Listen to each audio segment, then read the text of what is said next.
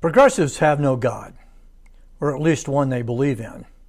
So their quest for meaning takes them strange places, defending trans men in sports or fighting for environmental goals that can never be achieved. It's all part of the progressive religion, a religion that has come into existence because of the abandonment of the true God of the Bible.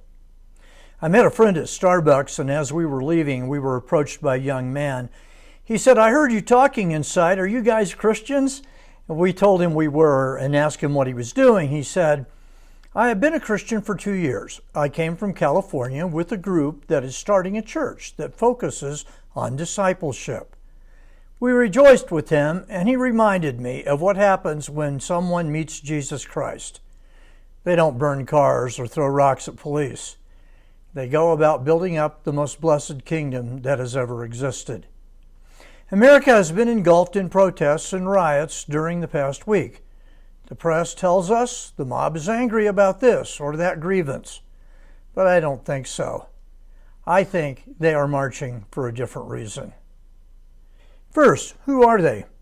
Glenn Reynolds observed, the core of anti-Trump activism, as many of Saturday's No Kings crowds demonstrated, is geezers, people old enough to still get most of their news from a television set. In City Journal, Christopher Rufo said much the same thing. He went to a No Kings rally in Oregon. He said, quote, "The crowd was populated mostly by baby boomers who appeared to be living out a political fantasy in which they could stop fascism by reenacting the protest movements of their youth." End quote. Others observed that there weren't many immigrants in the crowds. The bulk of the rioters were older white people. Many of the rioters are hired by professional riot providers. Yes, there are organizations that fund protests and organize marchers. The American Civil Liberties Union, the Sierra Club, Amnesty International, Black Lives Matter, and others have a Rolodex of ready-made protesters they fund and send out to a riot site. The Federalist reported that, quote, "Saturday's protests were organized by close to 200 groups, all of which are aligned with the Democratic Party, and many of which claim tax-exempt, nonpartisan, nonprofit status." End quote. They have over $2 billion in annual revenue.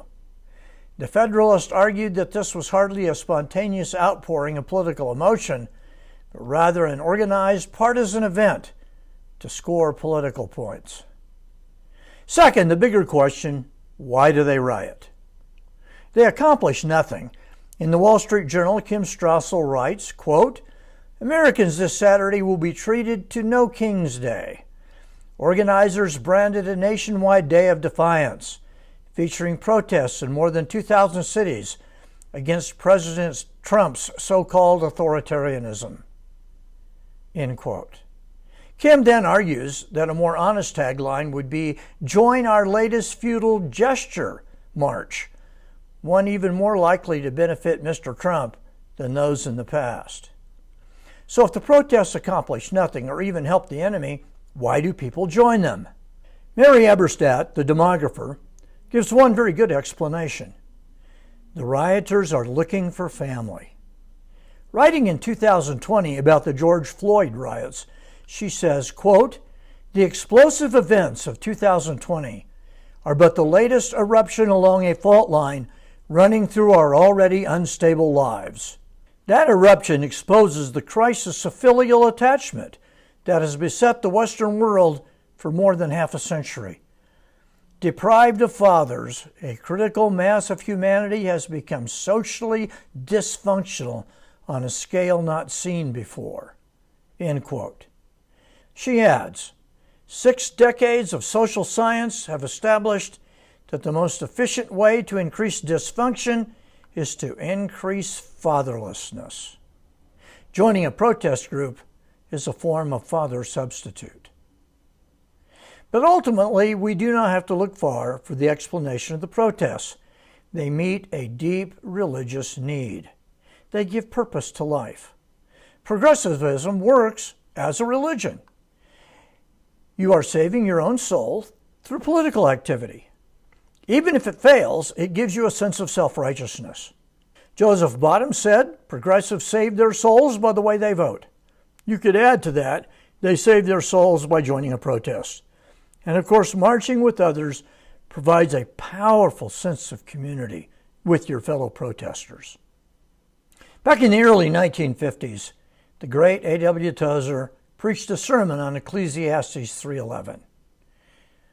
God has made everything beautiful in its time. Also, he has put eternity into man's heart. God has put the desire for meaning into our hearts. Tozer argued that Joseph Stalin, then in the process of killing 30 million of his own citizens, was motivated by religious desire to somehow fill that void that atheism had created in his heart. He still had a desire to find meaning in life, and he did it by trying to create heaven on earth, a goal that required mass murder. Whatever the reason, joining a protest will not meet the deepest needs of your heart. Only Christ will do that. We need to invite people to join his forever family. That's something worth marching about.